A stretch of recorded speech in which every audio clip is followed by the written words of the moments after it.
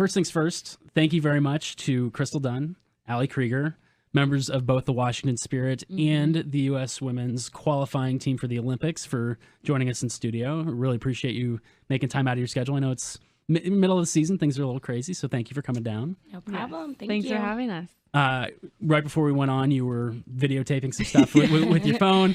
I wanted to ask you guys anyway. I know the last few years in general, like with social media continuing to expand into different areas, being athletes, how is it using social media? Is it almost overwhelming with the amount of people that you guys interact with on a daily basis? Like, do you run your own accounts fully? Do you let other people run it, or how protective are you of sort of of what you do online? Yeah, I mean, I run my own account, and I think it's really important. It's just a really great way to feel connected to people and for people to kind of have a understanding of who you are. I know it's hard, especially being an athlete, and people look up to us. So I feel like social media is their kind of gateway into our lives. I'm not saying they should know us fully, but I think social media is a great way for them to get a feel of who we are. I agree. I mean, I don't run all of my website. I've had some help with that with Cynthia Hopgood, who has managed that really, really well for me. And that has been a huge help, because I do get overwhelmed at times, having to do, sticking with Twitter and Facebook and the fan page, but then your private page on Facebook. And then, Instagram is blowing up, and now Snapchat. I do have a Snapchat, but I keep it private just so that, I don't have to worry about holding things back just in case, that just to have a little bit of privacy. You don't want to I don't know. There's certain, I guess, extent that we do share with the fans, and that I think is appropriate. And it's a really good way to connect with the fans and kind of have that relationship with them, and to make everyone feel like we are in this together, and having their support and kind of connecting with us on a different level than just soccer, I think, is super important. Do you see big spikes in terms of engagement around big games? Does your phone start to just overload and blow up? Do you have to go turn it off to keep the notifications from rolling in? Yeah, I mean, I would say, we have a big game tomorrow, and I think especially us playing Portland Thorns tomorrow, I think social media has, gotten a little bit more intense as the week goes on. But that's what we love. We enjoy our fans kind of knowing what's going on and being aware of, the fact that we have a big game tomorrow, and we want their support, and we obviously hope they can come and things like that. Yeah, it's super important. So going off of what Crystal said, you want people to know what's going on and where to be, what time, and that's just easy access for, social media, and for us to kind of connect, and then let our fans know, the new updates or what's going on, and just to be involved and to support us. And I think that's what we like. So glad you brought up tomorrow, Saturday, fourth game of the season. First three have gone pretty well, I would say, so far. You guys are 3-0, a couple road wins, which is always nice, right? Doing the most. So, I mean, how has this year kind of lived up to your expectations so far? What have you seen that's been obviously maybe better or different this year, versus the last couple of years? Yeah, we have a new coach this year, and obviously going into the season, we don't know fully what to expect, but we had a really great core group coming into this season, and I think just having that, we already knew nothing really is going to change. We're going to have the same mentality. We're going to go out every game and work very hard for each other, and I think that's what's made all the difference this year so far. Is we're not even playing the best soccer that we can play, and we're winning games. And I think our best is yet to come. And I think just keeping things simple, just putting in the effort across the board, I think is what has given us our success so far. Absolutely. And, going off of stuff off the field as well, our chemistry has been key. And I think that, that just, it makes it so much more fun to go to work every single day, is because this team is so wonderful. We're, we respect each other. We're a humble group, and we're hard workers. And, you're going to get a good product out on the field if you have that chemistry and you fight for each other. And it doesn't matter, if we're not having the best day on the pitch, but, we have each other's backs, and that's what's most important. And I think the chemistry is key this year, and it's been building in the past 3 years that we've had our group together, because that's a type of advantage I think that we have on everyone else, is we have a core group that has stuck together through this entire time. Well, and this is the 4th year of the NWSL, which is a landmark year. It's the longest that a women's soccer league in America has been going. How have you noticed like the level of competitive play over the course of the league? Have you noticed a rise in the level? Has it gotten better every year as you've gone along?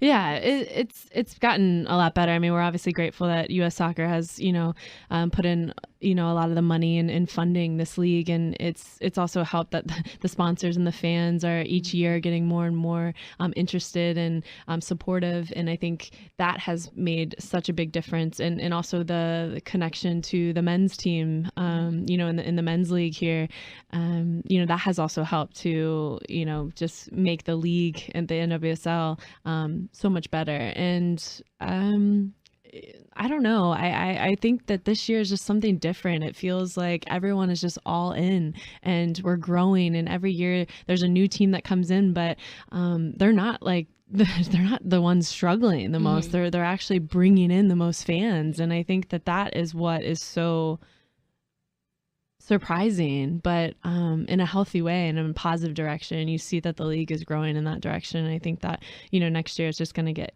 even better. Yeah, definitely. Allie, you're from here. You grew up here. This is home. We talked a little bit about this in the past, but what is it like playing really for your hometown team, which is something that a lot of pro athletes just don't get to do. You don't get to make that decision in a lot of sports, and it kind of worked out for you. But what does that mean to be able to have your family and your friends around? It's incredible. I've been away, I was in Europe for about 5.5 years right after college, before, 2012 or before the the NWSL came back, excuse me.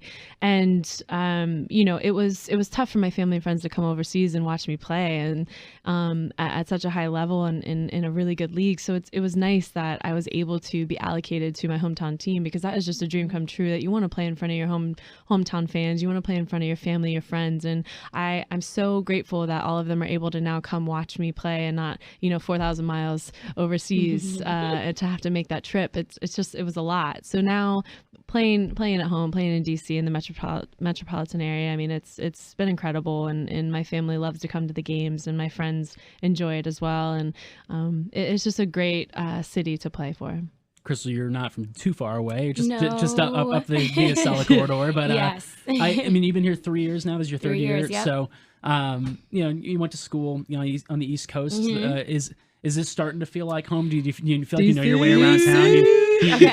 You've got your grocery stores and your spots that you're. I mean, is this kind of your adopted home now? Yeah, definitely. I mean, I was so fortunate to be drafted here. I mean, I'm in between North Carolina and in New York. So, I mean, I kind of have the best of both worlds. Whenever I want to go back and visit some college friends, or if they want to come up and see some games, they can do that. It's not that far of a trip. But yeah, this is my third year living in this area, and I truly love it. And I'm looking to literally stay here longer. Creed's moving in. Yes, she's not going anywhere without me. No, so it has been great, and like Creed said, it's just really comforting having your friends and family be able to come to some games, and my parents basically come to every home game that we have, and I'm super excited about that. Have you gotten the sense? We talked about it a lot during the Men's World Cup a couple of years ago, how Washington would always lead the way in terms of television ratings, and you'd have these huge watch parties. And I mean, do you get the sense that Washington stands on another level as a soccer town? Oh, definitely. I mean, me coming from New York, I'm used to big cities, and it was tough when I had to leave and go to school in North Carolina. I was like, oh my gosh, I'm leaving, a huge city. And I think it's been really amazing how I've basically made DC area my home, because I mean, I remember when the men had their World Cup 2014. I mean, DuPont Circle was the viewing party, and I was there. I'm fortunate to be there, and I almost got bombarded because 5-1, and people were stepping on me pretty much. But it was so packed, and it was incredible. And I just feel the vibe that DC has, kind of just supporting all DC sports. So it's incredible. I agree. I feel like a lot of our sports teams support each other, and that's huge for this area. And I think that DC sports are very, very popular, and especially here. I mean, people love to go to watch live sporting events, and I think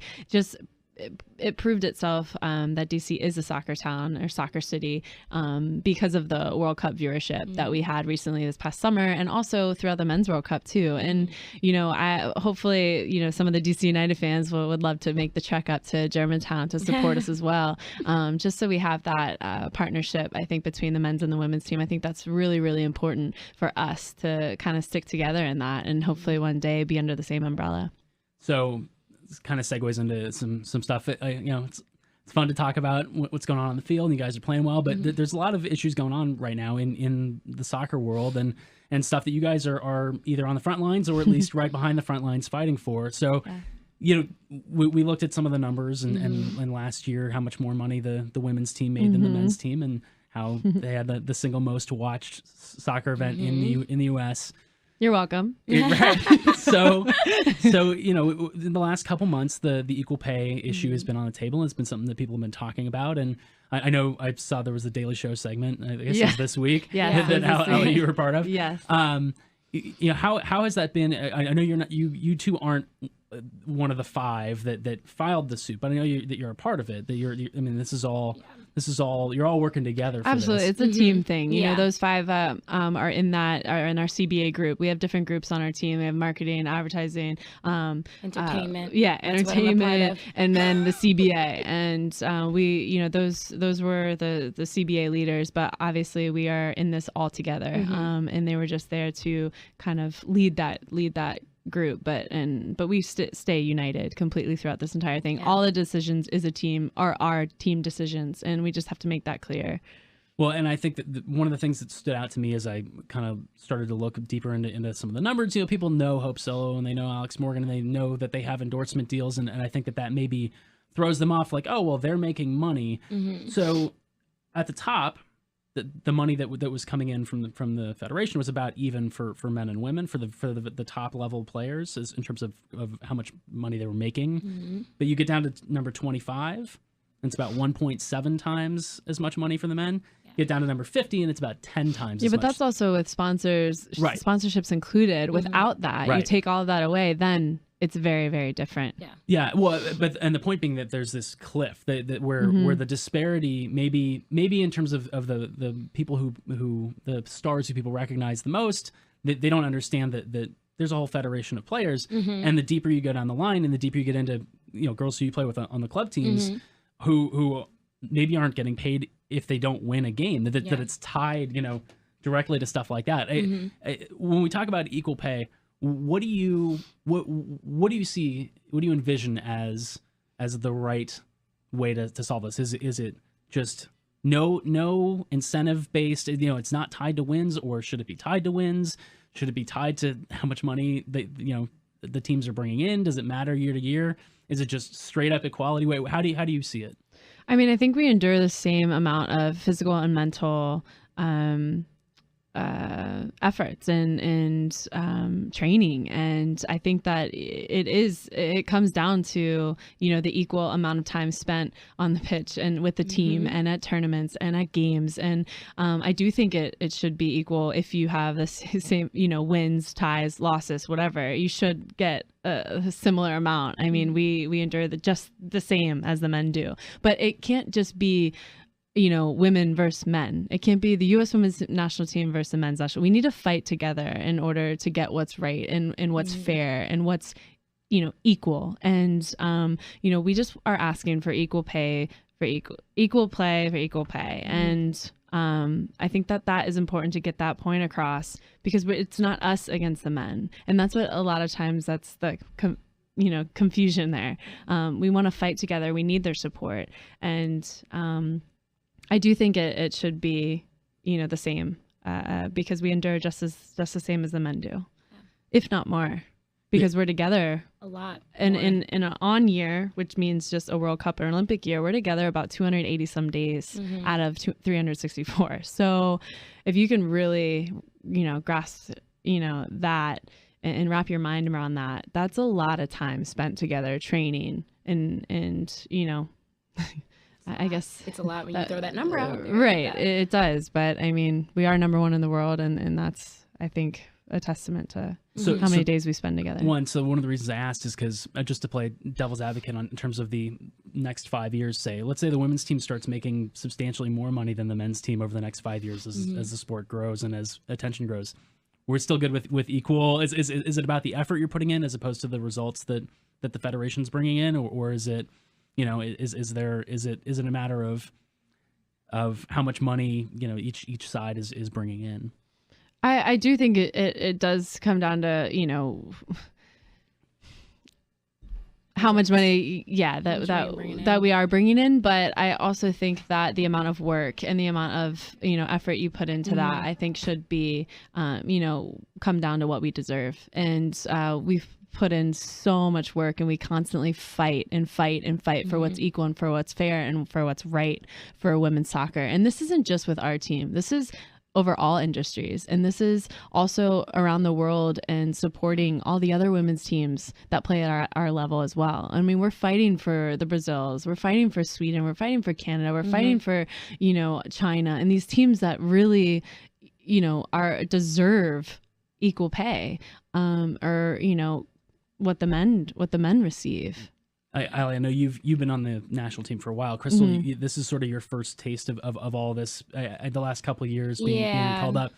Like, do you have that sense, and not just for the other nations' women's soccer teams, but for other sports in America? Do you have the sense that you guys are sort of a flag bearer for women's sports in America? Yeah, I mean, I've actually, living in this area, I've gone to a couple of Mystics games, and women basketball is something that I'm like, oh my goodness, like I thought they were further along than what I've been seeing when I go to these games. And it's things like that where I'm like, and they're backed up by the NBA in a sense, you know what I mean? So it's just incredible to see how much further they can still go. And what we're doing, I feel like Krieg said, is something not just for us. It's not just for women's soccer. It could be for other sports teams that, we just want what's right. We just want equality, and we're putting in the same amount of work. We're with each other the same amount as on the men's side, and it's just, when it comes down to it, it's just equal is equal, How do you guys feel about? I know that there's a new FS1 deal for the league, and then some games are getting televised.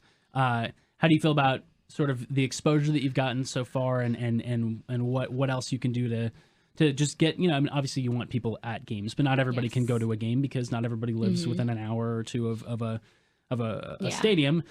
What can you do to get in front of more eyes, across the country, and just sort of spread more awareness of the NWSL?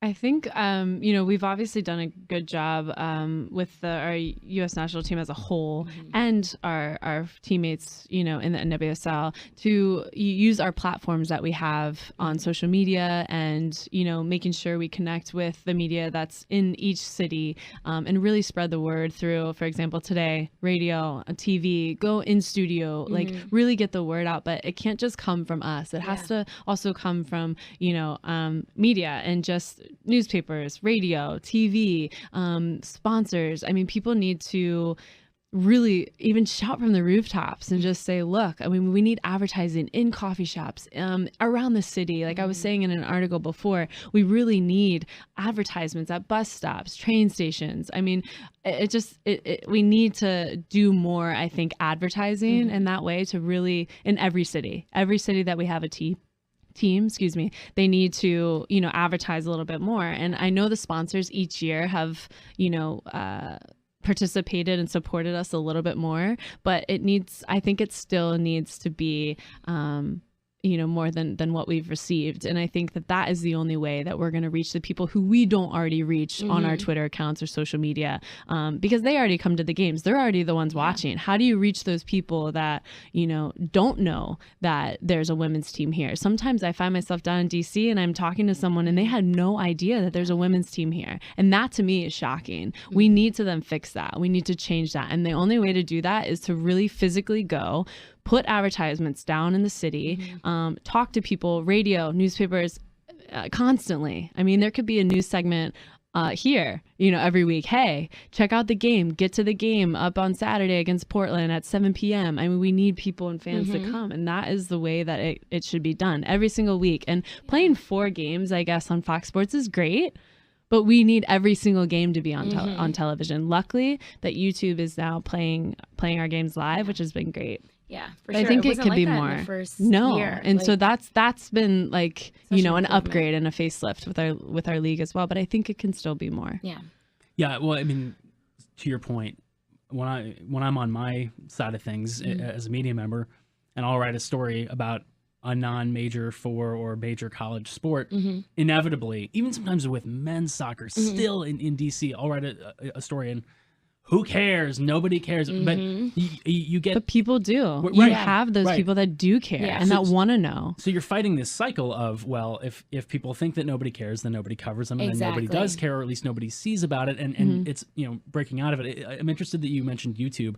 How much have you guys, you know, interacted with people, you know, with your own fans and just chatter you see online about, are people tuning in? Because that's a generational thing. I mean, we're all, you know, under 35. like that's not something that my parents would ever think to do. And even really probably people 10 years older than us wouldn't think like, oh, I'll go watch a game live on YouTube. Yeah, I think that's obviously why social media is big, though, because I mean, it's a simple link that you can tweet out that people just have to click. Like, it's not even a matter of, hey, you got to type in YouTube and then you got to type this other use thing a in. password It's like, or passcode. You have to buy this or buy that. It's so simple based now, and I feel like it's just, like I said, it's as simple as tweeting something out but it's really more about connecting with those who don't already know. Like, you know what I mean? Like, you raised a good point of going to, you know, DC area and putting up signs or things, because we connect so much with the people who already know about us. It's like they're already coming to the games. Those are the ones that are at the seats, at the stands. It's about getting those that don't know to come to the games. I had a really interesting conversation a couple months ago. We had two of the Harlem Globetrotters in, and I thought it was really interesting that, I mean, they are maybe the most aggressive team that I've seen in using social media. They get after it. Every player has a Snapchat or has a Twitter or has an Instagram or many combinations of those, and everywhere they go, when they sat down, they were already, you know, saving stuff for later. Do you feel like you have to be your own content creators in that sense, where like you're constantly looking for new ways to put yourselves out there? Absolutely. You want to stay ahead of the game. I mean, you want to constantly make people aware of what we're doing, and because it's all positive and it's all healthy, and people love football, and people love to watch good quality soccer. And I think that is very important, but it also has to come from the club itself. You know, I think that we are doing as much as we can as individuals, but then as a club, you know, you have to have that backing and that support and that marketing, advertisement, and that the willingness and the money to be put out into the city, and for people to really know, hey, this is where we're at. We can maybe even fill buses down in the city and say, hey, we're going to pay for buses to come up to the Sportsplex, and just here's, I don't know, spend this amount of money. You get a bus ride, you get a ticket to the game, enjoy it. We'll bring you home after. I mean, you have to come up with different types of ideas to really get people from DC up to Germantown into the Soccerplex. And we can only do so much with social media. And also it comes from the NWSL, first and foremost, or US Soccer, NWSL, and then, you know, each individual club. And that's, you know, on our own shoulders. So we are doing the best we can in you know, doing the most on social media, or trying to, you know, but once again, those are the people that already know and that will already be there to support us. So it's getting those people in the city that, you know, might not, you know when the games are or what's going on. Or well, the next game is tomorrow. It's Saturday. Yes. It's 7:00. It's a huge game. Right? It's big. Huge game. And we're number one in the league. Right. Yeah. Well, Why wouldn't you want to come? They're undefeated support? too, right? This is a big. No, yeah. they're not. Well, They're they not. tied. They tied. So it's. I mean, they're it's undefeated, kind but of undefeated. yeah, but they're 2 points. They have 2 us. points behind us. Yeah. So I know that's obviously your focus right now, but Olympics are coming up in a few months. I'm sure on you know the backs of your minds, it's out there. I'm just curious about, you know, from a training standpoint. I was a runner growing up. We would always train to peak at the end of the season, so that when championships came around, we're playing our best. How much is there in terms of your training schedule, you know, trying to play your best in season right now, and also trying to be ready and at your peak come August in the Olympics? Yeah, I mean, it's always been a challenge being on the national team, I think, for me, and playing with a club team, because you have two teams that you want to give your all to, and you're always thinking about one when you should be thinking about the other. And I think for me, just personally, I just wake up every day and whatever team I'm with, I give my all to that team. I mean, it's funny, you know, yes, the Olympics are this year, but we haven't been with our national team yet. So I just think it's the only way I can prepare for what's further down the line is to focus on what's in front of me now. And like I said, tomorrow's a big game, and it's all about our performance tomorrow and how Krieger is going to play and how I'm going to play. And those are steps that we're taking to prepare for the Olympics.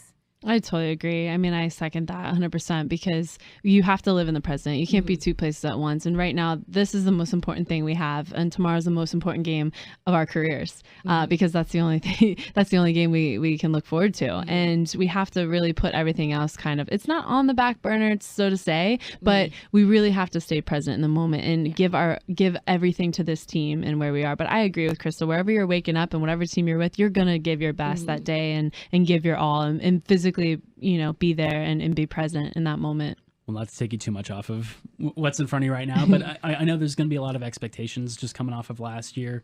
Do you have that sense that people almost just expect gold medal or nothing because of the World Cup? I love that. I love that they just like expect hey. us to. Do you ever get that sense like when you talk to people that's just the standard now?